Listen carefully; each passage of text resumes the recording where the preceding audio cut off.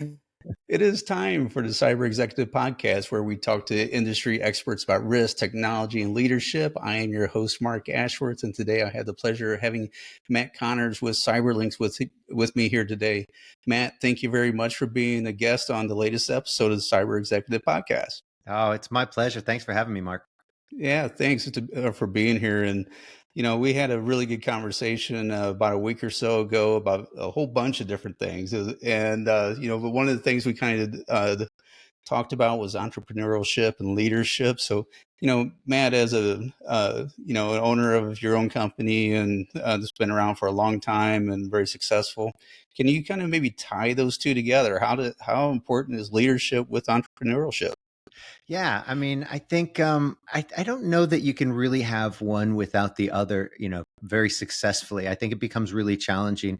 I think you see a lot of businesses struggle with employee turnover because they don't take leadership seriously, and I think that's really what it comes down to. And for me, I think that leadership is all about people, because what's an organization, outside of people? And I know in today's day and age with AI and technology, it's easy to get lost in the fact that you can make money without people. And there's talk about the first, kind of billion-dollar company with fewer than 10 employees. And, even the solo entrepreneur with, making 100 million, $1 billion, because of AI. I don't know. Yeah, I'm sure we'll see, one or two of those in some crazy way. But I think that the real success comes down to how you treat other people. I mean, whether it's sales, whether it's your internal employees, everything is really about how you treat other people. So I don't know how people can really be successful when they're just churning through people, other than the fact that a lot of people need jobs and they'll put up with it for so long because but that's, to me, that's just not the way to do it. I mean, that's my high level overview on it. But I really think it comes down to how you treat people. Yeah, and I think in most cases, maybe some niche tech businesses, maybe you can say differently, but really it's about the relationships. And even from Google's perspective, let's pick on them for a minute. Yeah. It's still the relationship. It might be a computer front end, but it's still a relationship with the end user on how they're interacting. And so how's a AI going to understand that portion of it? And I know you can talk about rationalization of future generations of AI and that sort of things, but even with that, I don't know if that will be something that it'll be able to understand fully with the dynamics of humans and all that sort of things. But ultimately, it's about relationships, and I think that's why people, not just for the money, but also does work in order to build that. Well, you make a really good point, because I mean, you think about it, Amazon has, millions and millions of relationships, and people like the efficiency of it, and they focused very heavily on making it an easy, interaction, making Mm-hmm. sure that it was as smooth as possible, and really streamlining it for people. And I think it obviously paid off, beautifully for them. But I think that's a really cool point about it being about seeing that as a relationship with Amazon, and as you did with Google, then you can with everybody. And so I think, interestingly, if you kind of extrapolate that a little bit, and let's think forward into the future about how that plays out with AI, in a way, I think AI can have the advantage there, in that, humans, we can only juggle in our heads so many relationships well, right? You've got your fave five, right? And then you've got your intimate group of friends that I think can go up to, I think they say somewhere around 35 to 50 people, like, with friends. And then you've got your extended family and stuff. And really, the numbers, I think psychologists say it's somewhere around 200 that people can manage really well. Beyond that, they become more of acquaintances. And so that becomes really challenging to manage any number beyond that. I don't think AI is going to have that problem. So it can have what appears to be a rather intimate and personal, not say intimate, but a very personal and connected, because we all know That's the where that's robotic going. side. Right, Yeah. that's right. Yeah, yeah. We were dying for that to happen. Yeah. But I think that you're going to see AI really actually helping when it comes to things like CRM and keeping in touch with people in a more personal way. But that is about how you treat people. You want them to be respected. You want them to be treated well. And so when it's on the customer side, I think AI is going to be very useful there. And I think it comes down to how do you leverage AI to enhance what your business and what your employees can do. So if I can only manage, really effectively, let's say 50 accounts, I'm really good with these 50 accounts. That's a lot to be juggling, right? But with the help of AI, I could juggle so much more. I mean, think of the difference between trying to juggle 50 accounts in your head versus on a spreadsheet versus on a CRM. And now imagine that AI powered CRM. It's really helping you keep track of everything, communicate better, and be like, hey, Matt, what about, sending Jimmy this email about this? And hey, don't forget Jane's birthday is next week. Maybe we should send her this, that, or the other. So I think it can really help in those ways. But getting back to entrepreneurship, you know, how you can interact with your employees, I think that's really what it comes down to. And I don't think AI really helps there. It's about, that sort of leadership and being able to care about your employees, care about where they're at, where they're going in life, and supporting them, even when that means that they're moving on to something else. Sometimes you're just a a stop along their path to success, and they're not going to be there 30 years, and retire, or 40 years and retire from your company.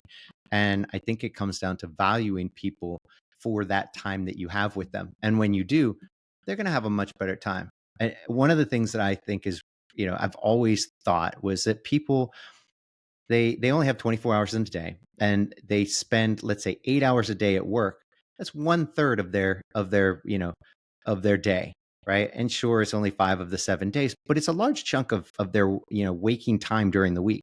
So if when they come to work, if they're not getting they're not in an environment that is really supportive, that makes them excited to show up, they don't feel kind of cared about, but in a professional way. I think there's a problem when people try to say that, oh, we're family. No, you're not. You're a business. You need to care for your employees and take care of them. But to call them family, I think that's misleading. And I think it's a little slimy, because you may really care for them and have a genuine, close relationship with them. But at the end of the day, they're not really family. You're not, treating them the same way. Family doesn't expect a paycheck at the end of the week or the month, At least So, most don't, but yeah. yeah, it's a good point.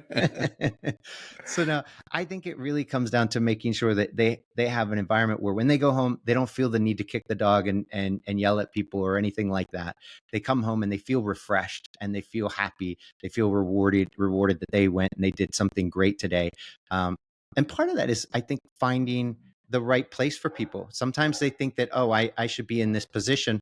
All right, maybe, but they might be better suited for another position. And being able to move people around into the position, or configure the position to be right for them, I think is really important. And when you talk about entrepreneurship, you're really talking about the early stages of when you come up with the idea, and you launch it, and you get it going, and you run it. And so often it's how do you take idea and monetize it, and then systematize it, bring people in, and then see the difference between the system and the people, because the people aren't just cogs in your money making machine. They're human beings. And so I think that's the real difference, because you just can't keep churning through them like so many businesses do. And you take a look at a business like Hermes, right? They're this a phenomenal company that's been around for 100 and some years. They have the greatest employee retention rate of any luxury brand on the planet. And it's because what they actually care about their employees. They invest in training them. They go into impoverished areas in France and other countries. They give people great paying jobs, where they teach them the skills. They put them through a paid kind of university of learning the trade or the craft. And then 90% of those people who go into that training then go and end up working for Hermes afterwards, and they stay forever. It's actually ridiculous. Even on the sales side, where you typically see in retail high churn, you don't see that with Hermes, because they're really taking care of their employees, versus so many other companies where they focus on the bottom line and kind of burn them out. Mhm. Hermes is making billions of dollars a year. They're doing great. So you can have the two. You can care about your employees, take really good care of them, treat them like people, give them a good environment, and where they're respected and they're in the right position, and give them a place to grow and do really well. You see that, and then you see the opposite in some companies. You hear bad, the greatest things in large companies like Walmart, even going back to Amazon. Their focus on the customer is exemplary. Their focus on their employees, it's not necessarily the approach I would take, but it's depending on what position I think you're at Amazon. Some places like Amazon Web Services, they've got some really great, they take care of their employees a little better. They don't have all the goodies that say people get at Google, right? Where they've got all these, or Meta, or any of the other big tech companies.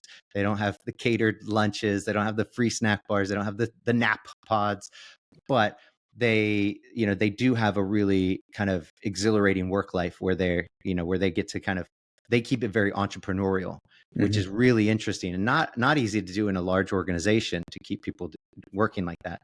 But I go on and on about stuff like that, but I think it's really, really kind of fascinating to see how, when you get at that smallest level and you start and you grow, and how you go, and that corporate culture that you create, even when it's a corporation of one or two people, and then as you grow, that is what helps power your success, or makes your success that much harder to achieve.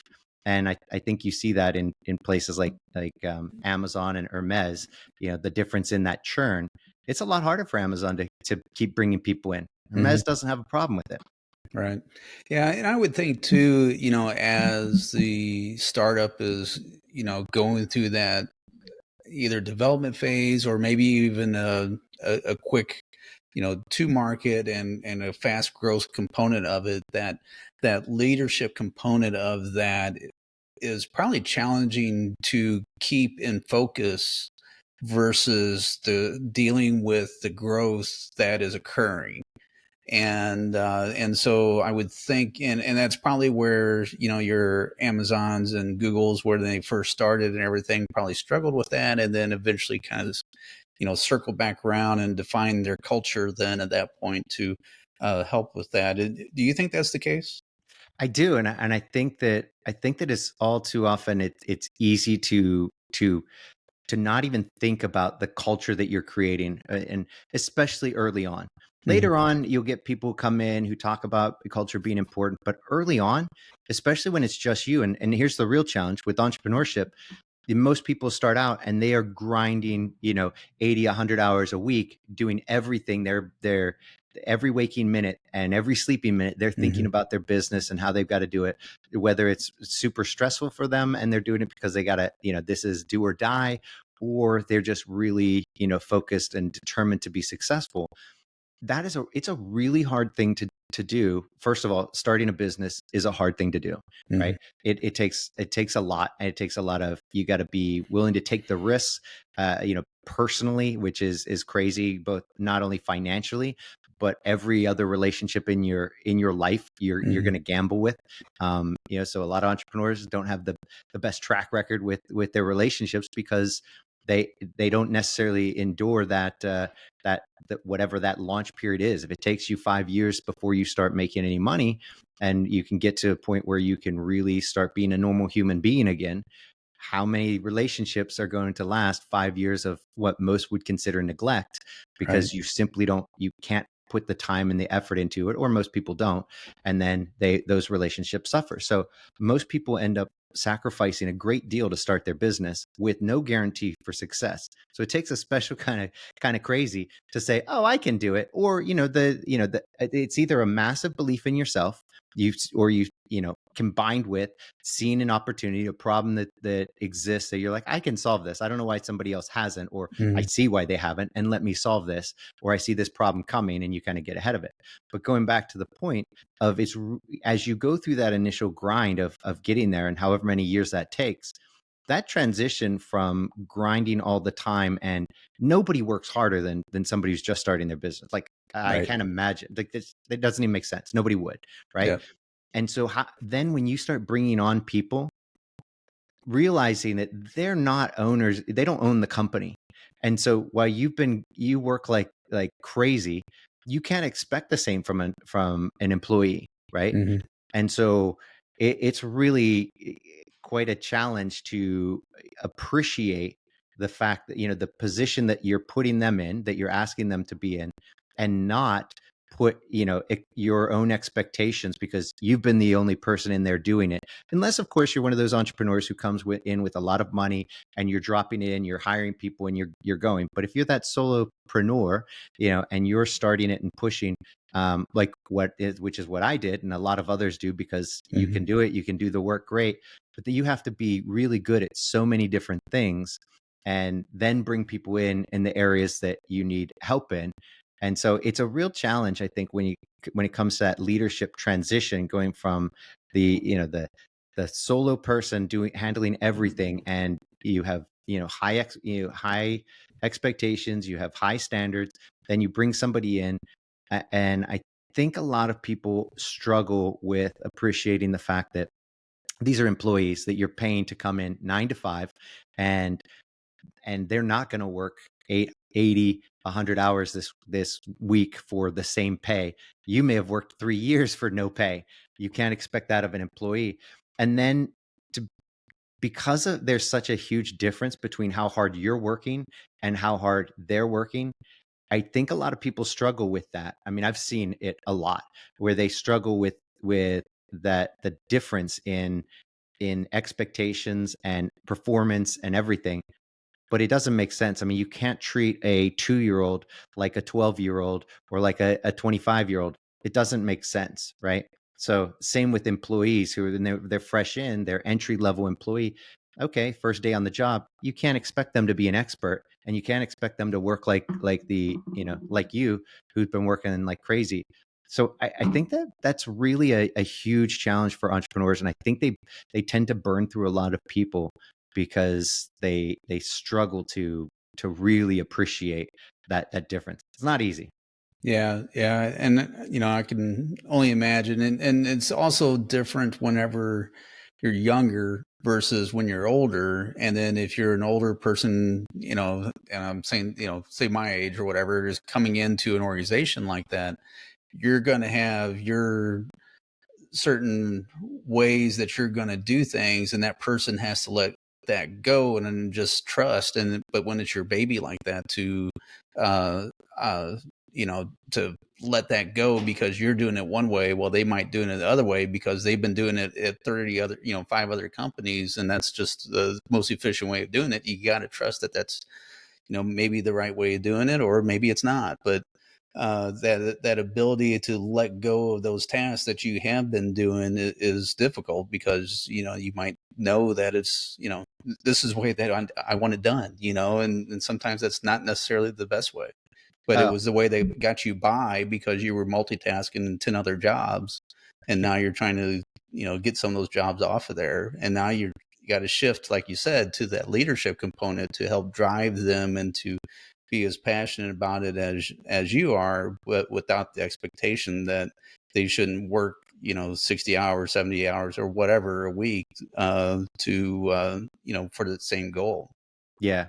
No, 100%. And you take a look, then you get people like Elon Musk, who is clearly has made an absolute fortune, and he has huge vision, works on huge problems, which in and of itself is mind blowing. I Hmm. mean, at any level, it's fantastic. And that's what draws in these exceptional people who want to also work on these problems. The really interesting part, though, is, as an entrepreneur, you're always looking for how, people who've done it already, who've done something, who've been successful. How do I emulate that, right? How do I, instead of me learning it all the hard way, what can I learn from people who've been Hmm. successful before me? And so you look at people like Steve Jobs, you look, and people like Elon Musk. They're not great examples of that, unfortunately. Hmm. They're huge success stories, but you can't use their model. It doesn't work for 99.9% of businesses. It works if you're going after these huge things. In those cases, those particular people working on those big problems were able to lead in that way. Hmm. But most people, you can't do it. you'll go through, you'll destroy your company if you were a small business with, let's say you've got 5, 10, 15, 20 employees, whatever it is, and you're building your company and you're running around like Elon Musk, driving everybody. You need to be paying them, an insane amount of money, which doesn't work for an entrepreneur, Right. right? You're just trying to pay competitive rates and get great work out of these people. You're not going to be able to do that. And same with Steve Jobs. I mean, was not the nicest guy to work with. Hmm. Great visionary, all kinds of things. But for an entrepreneur, it's funny because you look to these great leaders and they're not the leaders you need to be looking to, you Right. know. So it's really interesting to see. I mean, I think everybody's met a ton of other great entrepreneurs locally who are running great businesses, making good money, who have really happy employees. And Hmm. that's the thing. It's really not, you don't want to take advice from somebody who isn't living the life or hasn't lived the life that you want, right? It doesn't make sense. You wouldn't Right. go to a homeless person and be like, how do I make money? Probably not going to get the best advice, right? And so you can't look to like an Elon Musk for how am I going to run my restaurant? You kidding? It doesn't make sense. Right. Elon Musk isn't a great restaurateur. It doesn't, Right. you want to build rockets? Yeah, maybe look to Elon Musk. Hmm. That might be a great place to get some advice. So I think that's really it, is realizing that while they may be great leaders in certain regards, or they were very successful in their particular positions in life, they're probably not the people most entrepreneurs should be looking towards, or most leaders should be looking towards, for what's the best way to be successful in my business. Hmm. Yeah, because the business side of it, there's still those basic principles that you can go with, but then the leadership side is a different thing. There's basic accounting principles that you use to run your business with, and and sales techniques and those sort of things that you do. But and I guess to some degree there's basic leadership techniques to do, but that's usually much like culture in that beginning, that is skipped, and because you're focusing on the other parts of it. So. Yeah. Well, it was funny. So I grew up rather well, from humble beginnings, and I joined the army to kind of make my way in the world. And the army is I think a great place to learn leadership, right? Hmm. Because you get to, while they have a kind of a structured leadership programs at every kind of level, the really great learning I think of leadership is, in the army you will taste so many different flavors of leadership. You'll experience them in all kinds of they come in all varieties and flavors and color, and it's actually kind of interesting. And so it's a great place and a way to kind of hone your own leadership, in that you're getting to see the stuff where you're like, oh, I really respect that, I like that, Hmm. that is a class act. That's the kind of leader I want to be. And okay, that guy's a complete a-hole. Nope, not the kind of leader I want to be, and just everything in between. And Hmm. so it's really kind of I'm really fortunate that I got that experience. And I think I'm sure people do on in the civilian world as well, as you transition from place to place. It might not be as formal, but I think everybody gets to experience that. When you had that manager, you see that leader who's like, oh, they're just great, they're great to work with, they inspire you, you want to do better, Hmm. because they're there and they trust, they put their trust in you, they have faith in you, and you want to do great things because of it, and they've created a great environment. I know there are a million different kind of flavors to leadership, but I think that's kind of one of the keys, and a tough one for most entrepreneurs, because the challenge in leadership is that you're always a follower, and a lot of people miss that. You're not, in order to lead, you have to first follow. Hmm. You have to understand what it's like to follow. You have to then realize that you're responsible to somebody, even if it's just your subordinates. But the reality is, ultimately everybody has a boss. For the entrepreneur, it's the customer, right? Hmm. You may own the company, but if you're just pissing off every customer, then they're the boss. They're not paying. You're not going to get paid, right? Right. And so I think that's a real challenge for a lot of entrepreneurs too. Is they don't necessarily like being a follower. They like the idea of being their own boss.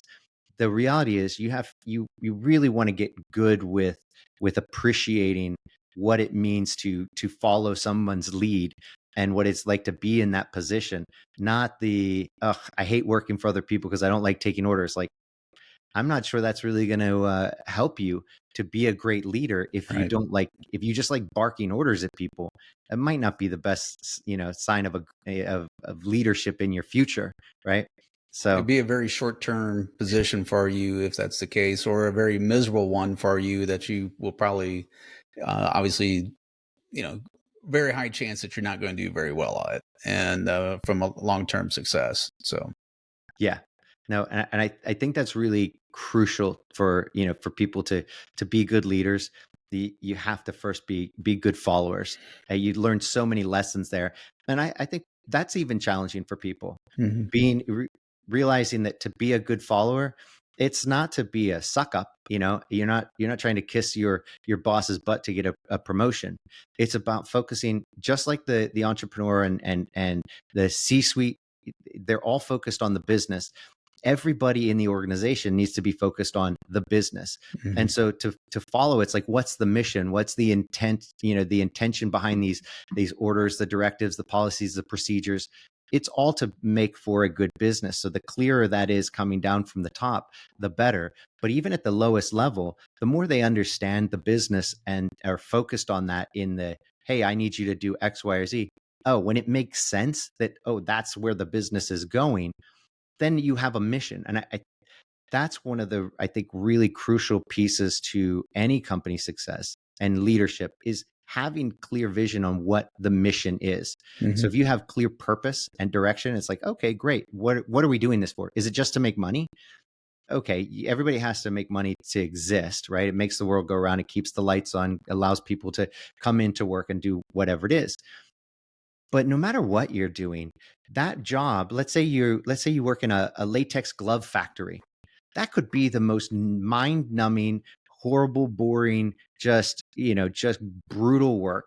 Or it could be very inspiring in that you, every time you look at that glove and you're processing it, whatever you're doing in the factory, you know that that's saving somebody's lives. What you're doing is creating protective gear that is saving lives. Mhm. And so you want to make sure that those gloves are working, because you don't need somebody, that glove breaking because it was, poorly made, or you miss the fact that there was a tear in this, or a tiny hole, and now somebody's life is in danger because of that, right? So you can take something as mundane or as factory work and turn it into this great mission. And so it's just a perspective shift. So now people have something they can show up to every day and be proud that they're saving lives, versus, ugh, I'm going into the factory, I'm going to make X dollars an hour, I'm just trading my time for money.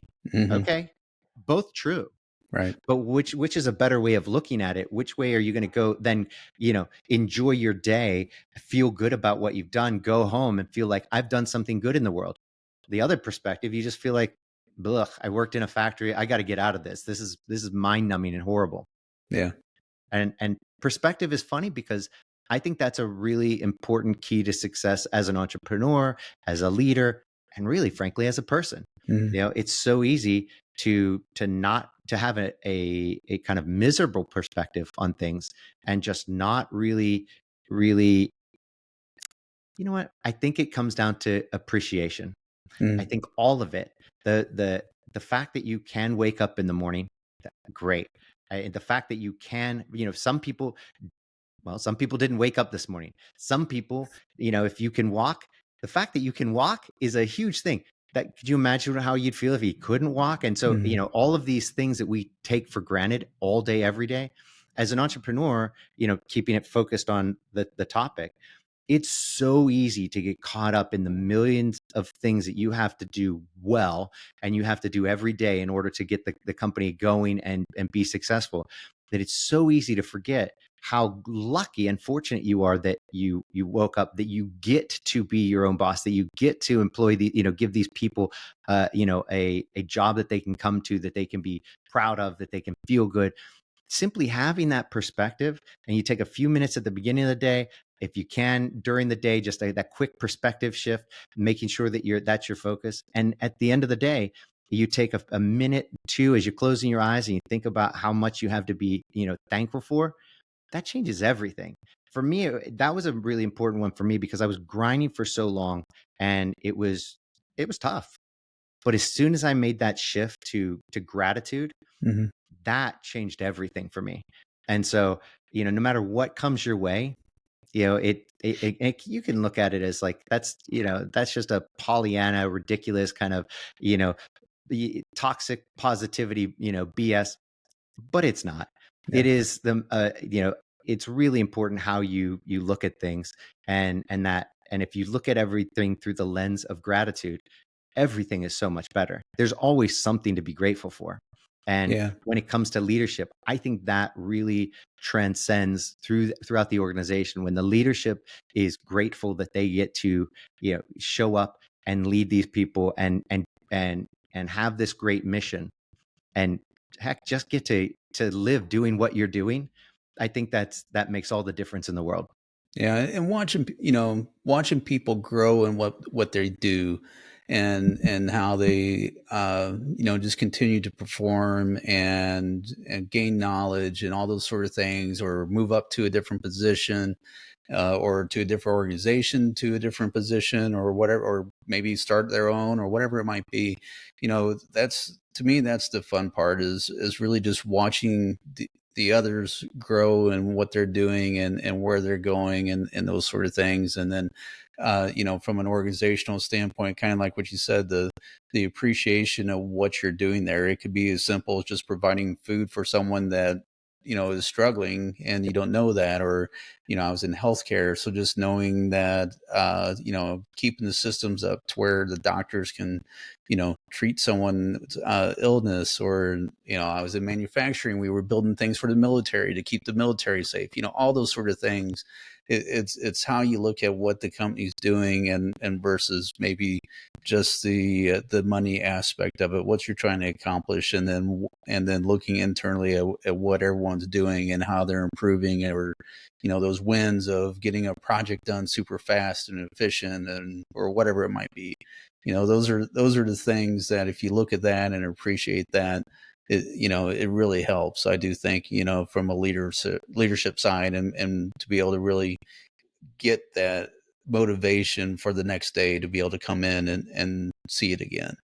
Yeah, no, I couldn't agree more. In fact, it was funny. It took me almost 10 years to realize that the thing that I loved about Cyberlynx was that it continued the mission that I loved in the Army. I mean, I- we had this, obviously the mission of the Army is to defend, the nation against all enemies, foreign and domestic. And even though it's easy to forget that throughout the day, the Army does a pretty good job of reminding you constantly, that that's what you're there for, and it makes it easier to go through some of the less enjoyable aspects of being in the Army, because there are plenty.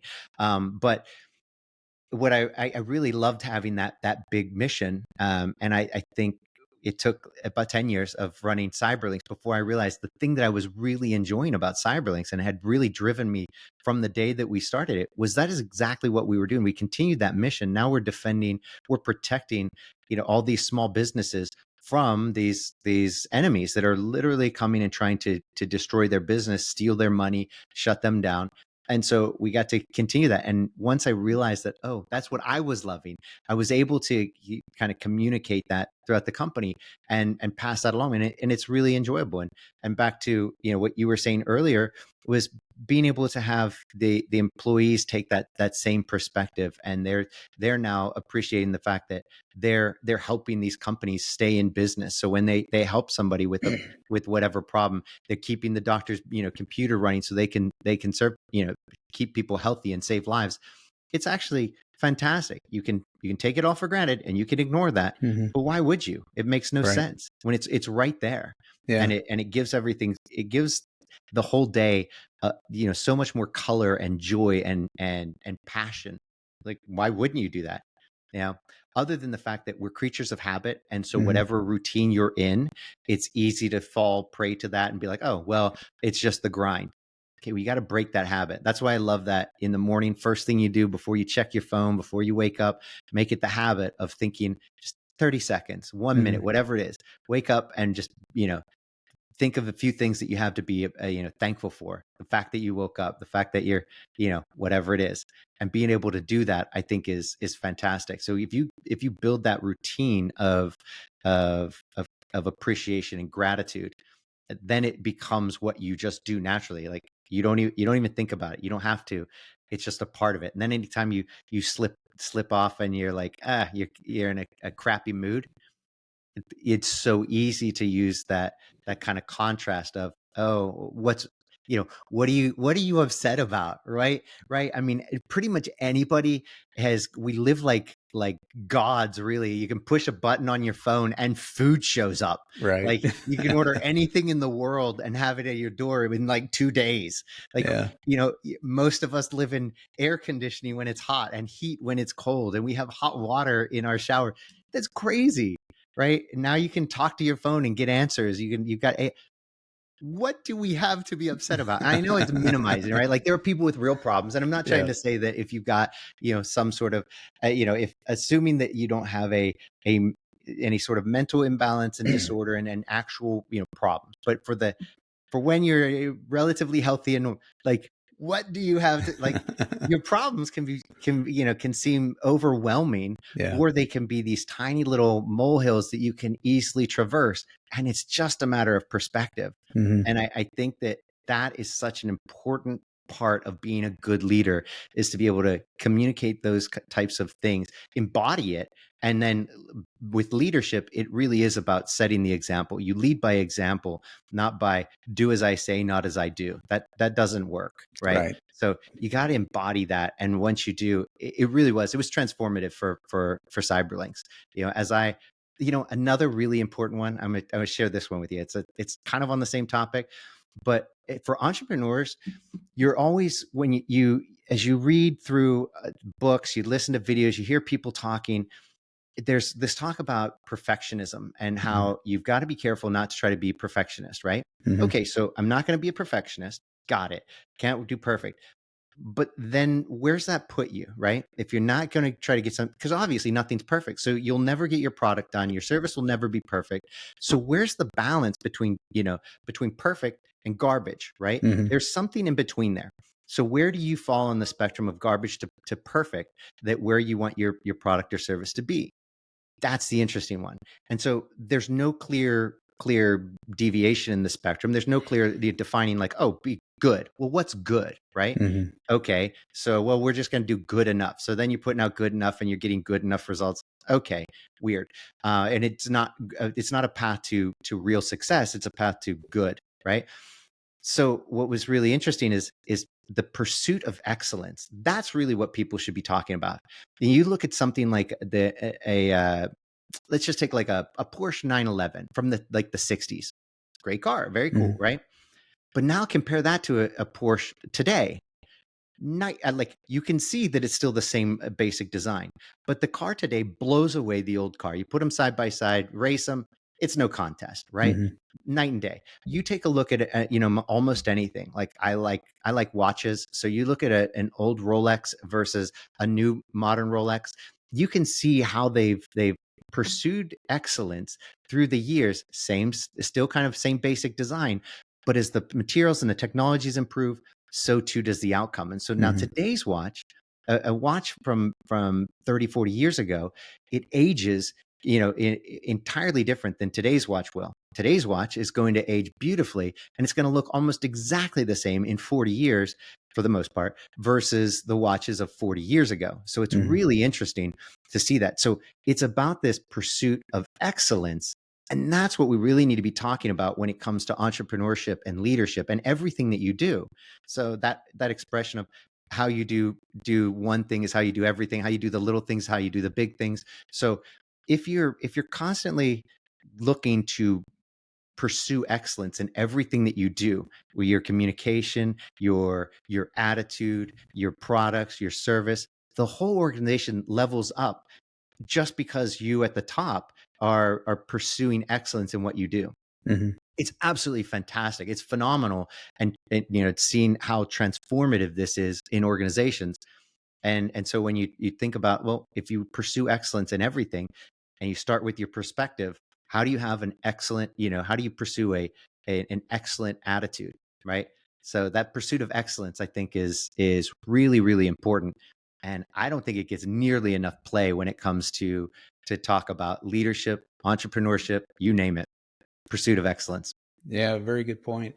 Well, Matt, we are out of time. I appreciate all these insights. It was very, very good. And the pursuit of excellence. We all hope to get there, and everything that we do, and just continue to grow. And then growth is the whole key to that, I do believe. Yep. So Matt, thank you again for being here. And if someone wanted to get a hold of you, how would someone be able to get a hold of you to further this conversation if they need it, or something else? Oh yeah, absolutely. Well, you can always reach me, Matt@cyberlynx.com, and that's cyberlynx.com. You can find me on LinkedIn as well. You can check out the Cyber Business Podcast. It's on it's on every platform, YouTube, you name it. Anywhere you get podcasts, you can find it. So I'm pretty easily available. You can always reach me. I'll give you my cell. It's 540-415-0007. Always happy to talk to anybody. And so, yeah, easy to find. All right, great. Well, definitely check out Matt's podcast. And then for everyone else, continue to subscribe and like this podcast, The Cyber Executive. And until next week, thank you very much.